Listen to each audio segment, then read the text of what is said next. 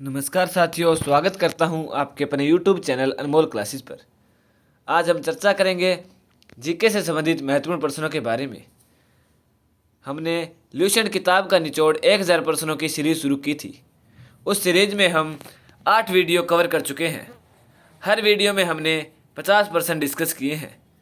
आज हम Lucent GK किताब का निचोड़ पार्ट 9 शुरू करेंगे, तो वीडियो को अंत तक जरूर देखें। इस वीडियो में हम 50% डिस्कस करेंगे जो कॉम्पिटिटिव एग्जाम में बार बार पूछे जाते हैं।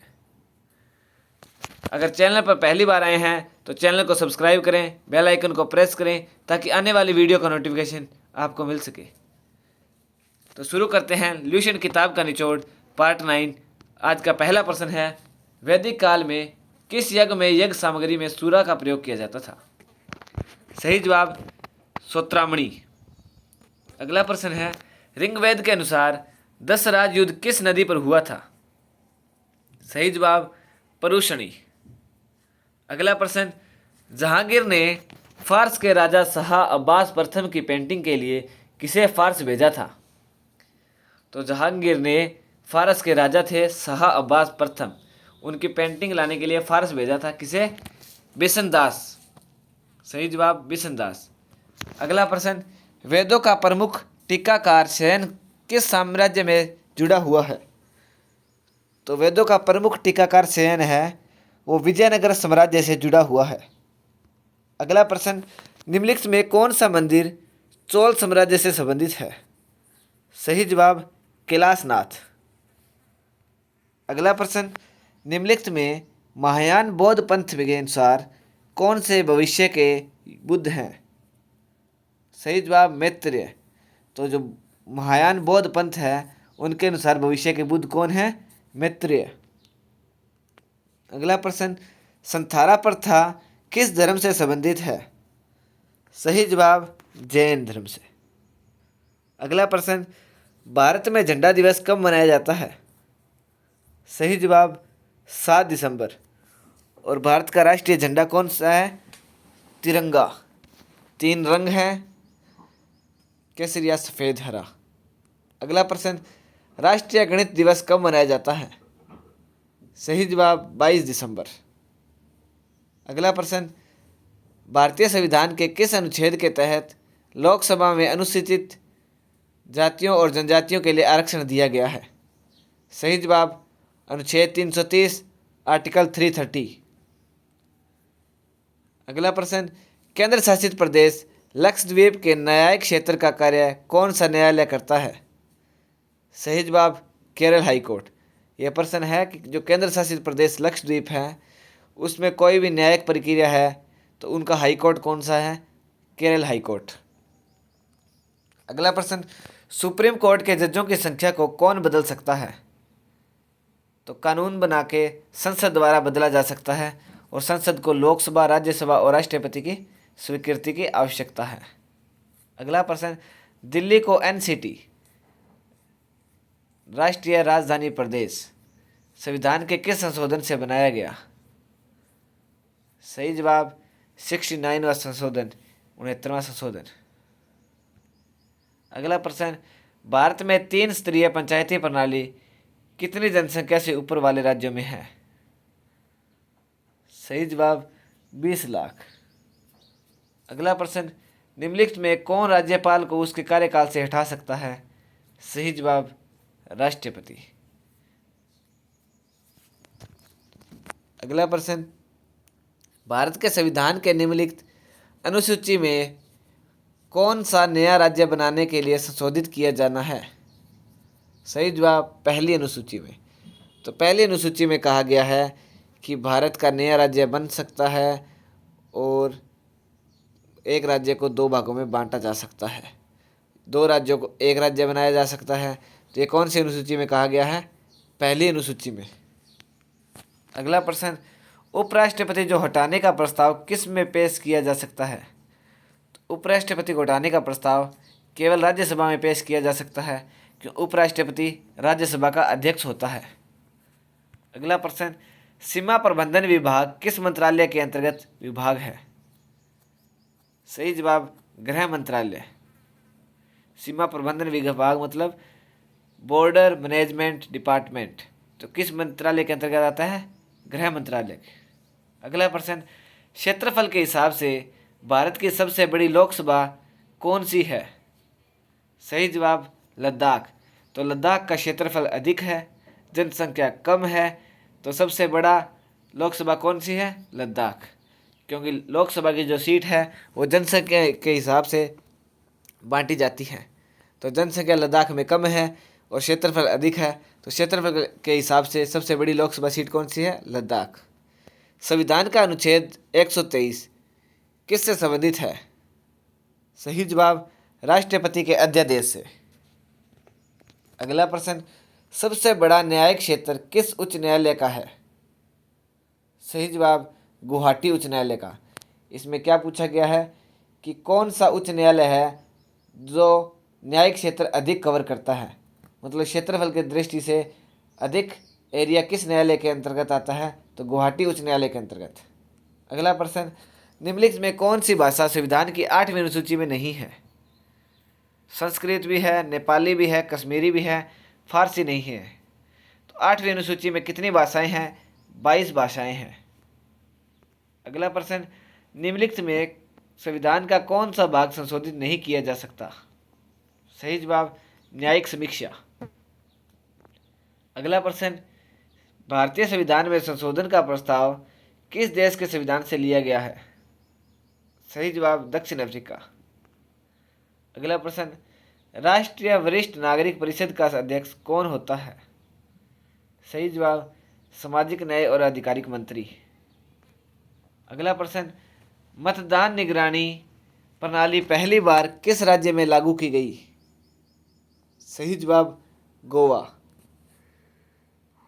अगला प्रश्न, ईवीएम में अधिकतम कितने प्रत्याशी हो सकते हैं? सही जवाब 64।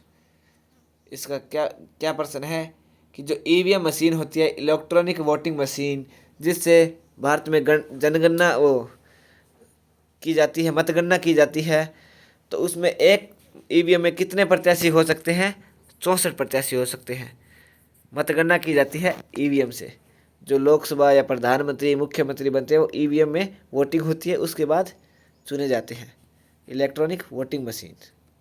अगला प्रश्न, निम्नलिखित में से कौन सा संविधान संशोधन विधेयक नागरिकों को सहकारी समितियों का गठन करने का मौलिक अधिकार प्रदान करता है? सही जवाब 111। अगला प्रश्न, AFSPA पहली बार कहाँ लगाया गया? सही जवाब पूर्वोत्तर राज्यों में। पूर्वोत्तर राज्य कौन कौन से हैं जिन्हें 7 सिस्टर्स कहा जाता है?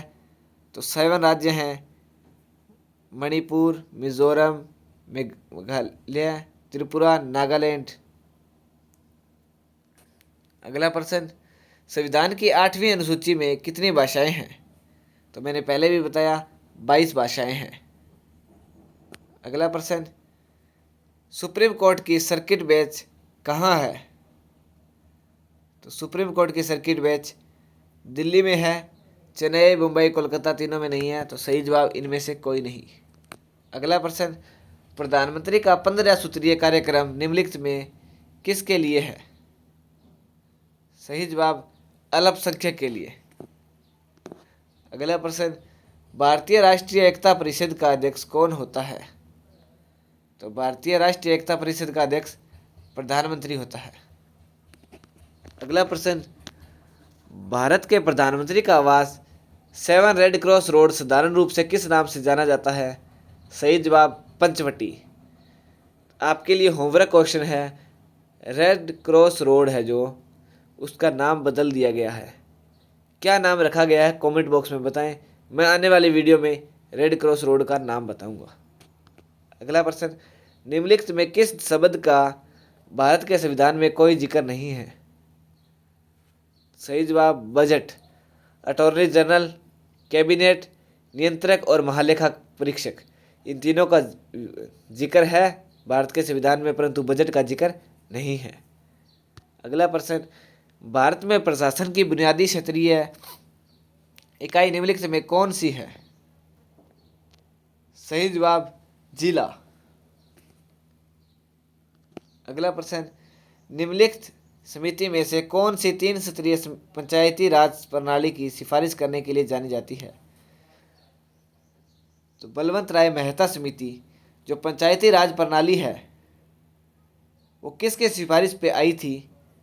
तो सही जवाब बलवंत राय मेहता समिति द्वारा सिफारिश की गई थी। इनकी एक समिति कमेटी बनाई गई थी। उस कमेटी का निर्णय था कि 3 स्तरीय पंचायती राज प्रणाली होनी चाहिए। इनकी सिफारिश पे 3 स्तरीय पंचायती राज प्रणाली की शुरुआत की गई। अगला प्रश्न, भारतीय संविधान के अनुसार नई अखिल भारतीय सेवाओं की शुरुआत निम्नलिखित में किसके द्वारा हो सकती है? सही जवाब राज्यसभा द्वारा। अगला प्रश्न, कर्नाटक की राजधानी कौन सी है? सही जवाब बेंगलुरु। अगला प्रश्न, हसन निजामी और फ़ख मुदब्बिर किसके दरबारी कवि थे? सही जवाब कुतुबुद्दीन ऐबक। अगला प्रश्न, मोहम्मद गौरी ने पहली बार भारत पर आक्रमण कब किया? 1175 ईस्वी में। अगला प्रश्न, किसके काल को मुगल चित्रकला का स्वर्ण काल कहा जाता है? सही जवाब जहांगीर। जहांगीर चित्रकला का प्रेमी था और इस जहांगीर ने बहुत सारी चित्र बनवाए थे, तो इसलिए मुगल काल का जो चित्रकला है उसका स्वर्ण काल किसे कहा जाता है? जहांगीर को। अगला प्रश्न, किसका काल मुगल वास्तुकला का स्वर्ण काल कहा जाता है? सही जवाब शाहजहां। अगला प्रश्न, मोहम्मद बिन कासिम ने भारत पर आक्रमण कब किया? सही जवाब 712 ईस्वी में। अगला प्रश्न, लिंगराज मंदिर किस प्रदेश में है? सही जवाब उड़ीसा में। अगला प्रश्न, नटराज की कांस्य मूर्ति किस वंश से संबंधित है? सही जवाब चोल। नटराज या भगवान शिव, तो भगवान शिव का जो एक मूर्ति है नटराज, वो कांस्य की मूर्ति किस वंश से संबंधित है? चोल। तो चोल राजवंश था जो उन्होंने सबसे पहले नटराज भगवान की मूर्ति बनाई थी और उसकी आराधना करनी शुरू की थी। अगला प्रश्न, अमोघ वर्ष किस वंश से संबंधित था? सही जवाब राष्ट्रकूट। अगला प्रश्न, ब्रिटेन की रानी एलिजाबेथ प्रथम किसके समकालीन थी? सही जवाब अकबर। तो ब्रिटेन की रानी एलिजाबेथ प्रथम थी जो अकबर के समकालीन थी। अगला प्रश्न, 2600 ईसा पूर्व से 1900 ईसा पूर्व तक भारतीय उपमहाद्वीप के पश्चिम में कौन सी सभ्यता रही? सही जवाब सिंधु घाटी सभ्यता। सिंधु घाटी सभ्यता के जितने भी महत्वपूर्ण प्रश्न परीक्षा में पूछे जाते हैं उससे संबंधित मैंने एक वीडियो बनाई है। बहुत ही अच्छी वीडियो है।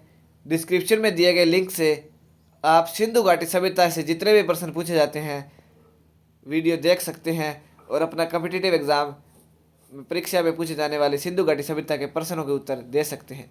सिर्फ 10 मिनट की वीडियो है, तो एक बार वीडियो जरूर देखें। आज का अंतिम प्रश्न है, हर्षवर्धन के राज्य का समयकाल क्या था? सही जवाब 606 ईस्वी से 647 ईस्वी तक। बच्चों, वीडियो अच्छी लगे तो वीडियो को लाइक कीजिए, चैनल को सब्सक्राइब कीजिए, बेल आइकन को प्रेस कीजिए ताकि आने वाली वीडियो का नोटिफिकेशन आपको मिल सके। और आगे मैं आने वाली वीडियो जो कि ल्यूशन किताब का निचोड़ 1000 प्रश्नों की सीरीज़ शुरू की है उसके 50% डिस्कस करूँगा पार्ट 10 में। इस चैनल के माध्यम से मैं आपको बहुत सारी महत्वपूर्ण जानकारी प्रदान करता हूँ और कॉम्पिटिटिव एग्ज़ाम का पढ़ाता हूँ। तो चैनल को ज़रूर सब्सक्राइब करें, अपने दोस्तों को शेयर करें। जय हिंद। मिलते हैं नेक्स्ट वीडियो में। वंदे मातरम।